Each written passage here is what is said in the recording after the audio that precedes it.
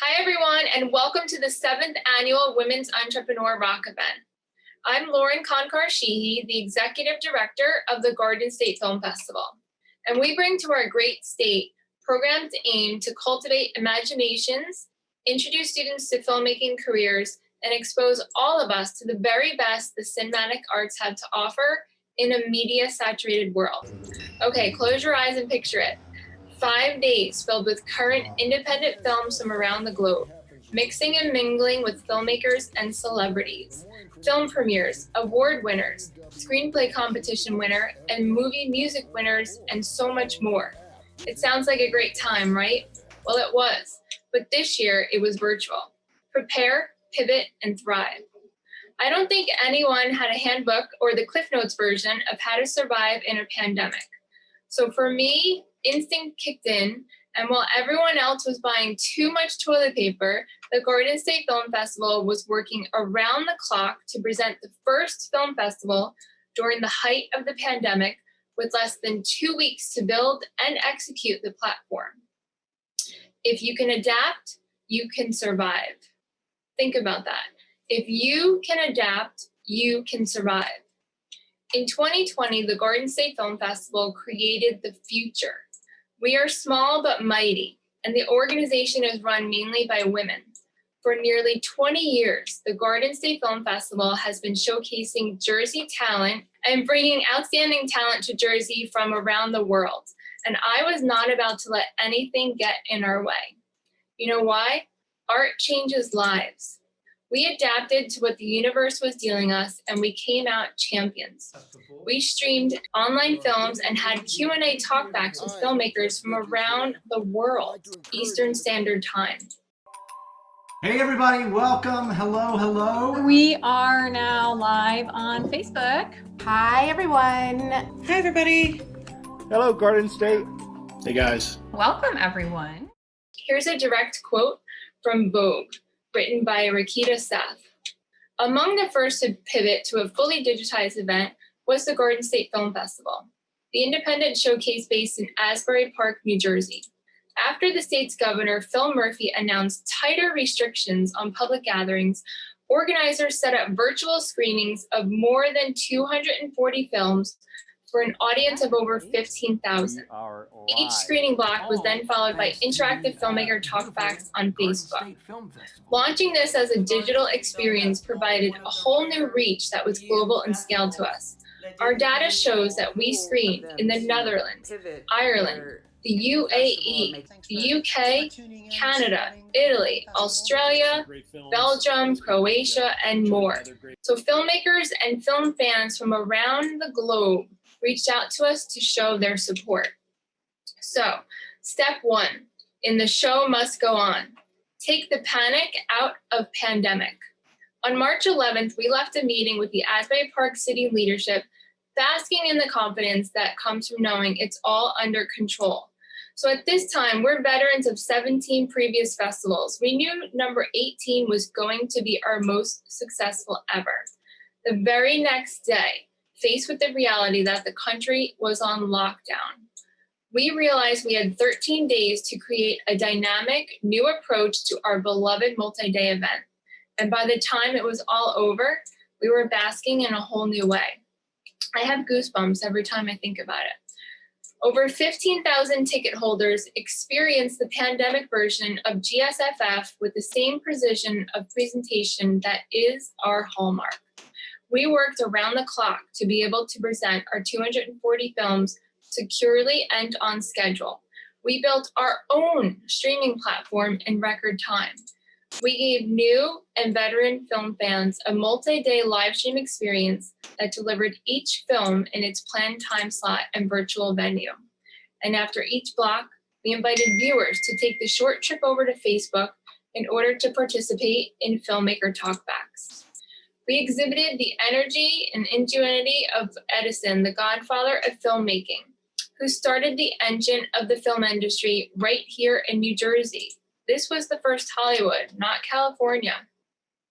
We relied on Jersey grit and determination to do the impossible, while all around us was news of festivals canceling, South by Southwest shuttering, the Olympics quaking. Even Tribeca reached out to find out how we were doing this. We set aside none of our long-held commitments, celebrating the next generation of filmmakers on Saturday and Sunday morning by screening over 40 high school films and presenting every one of our coveted festival awards. We did it in our pajamas eating ice cream. I mean, if you couldn't be all dressed up on the red carpet, what else was better than eating ice cream? We basked when it was all over, knowing that we'd attracted 3/5 of our typical in-person audience during the first days of a nationwide chaos, while expanding our reach from fairly local to undeniably global. We curated the very best of independent filmmaking, and it took safely across borders, time zones, and political divides. We believed in the opportunity to venture into a new digital frontier that served as a blueprint for festivals worldwide. Was this the most demanding year of our history? Well, yeah, perhaps, but it was the proudest one too. Step 2, do the impossible with flair and ferocity. Everyone has to keep rowing in the same direction, and you don't stop until you reach the destination. But this requires trust. So look into your system, and trust is a huge thing. If we didn't like something that was coded on the platform on Thursday, the team stayed up to recode it and have the live stream website and everything ready for Friday. We just kept going. Partnerships are so important. We expanded our reach through multiple distribution channels thanks to our partners. Think about what new partnerships could you make? Without time to really market the pivot, we adapted once again, and we updated all of our ads, both print and digital, as well as the program journal book, to read that the show will go online. Typically, we have over 25,000 attendees at our in-person event. So the fact that everything was digital and online was huge, because now we were expanding and everyone all over the world was able to see it. Step 3, don't whisper when you can shout. I learned it's imperative to have an external viewpoint on your organization or business. If you don't promote what you're doing, how is anybody going to know? All of you are doing something great. You really need to take the time to pause and write everything that you're doing, the encouraging projects, the community outreach, and all the events you're contributing towards, and recognize them all as accomplishments. You're already doing this. You just need to get it out of your head and write it all down to start being able to promote what you're achieving. GSFF was showcased in major international media outlets such as Variety, Vogue Global Network, Condé Nast, Deadline, IndieWire, ET Canada, News Entertainment, among others. Step 4, face facts.